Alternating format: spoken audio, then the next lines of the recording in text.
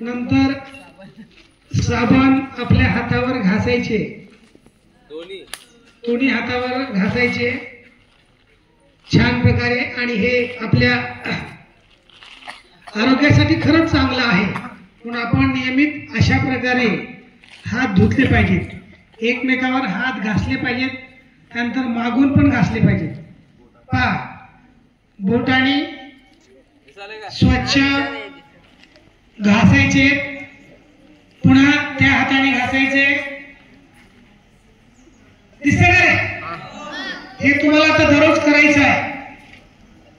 2 वेळेस तरी कमीत कमी जेवताना, जेवणाच्या अगोदर अशा प्रकारे हात धुतल्यानंतर जेवण करायचं आहे.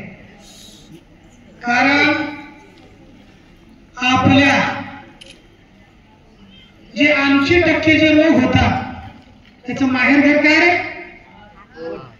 हे पोट आहे, आणि पोटामध्ये अन्न कुठून जाते? हाताद्वारे.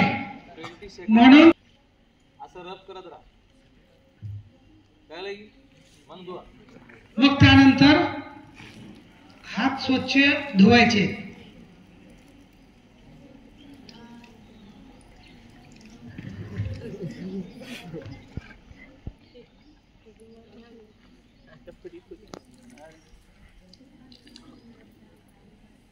आणि कोरड्या कापडाने हातांना स्वच्छ पडद्याला वगैरे पुसायचं नाही. पुसायचं आहे.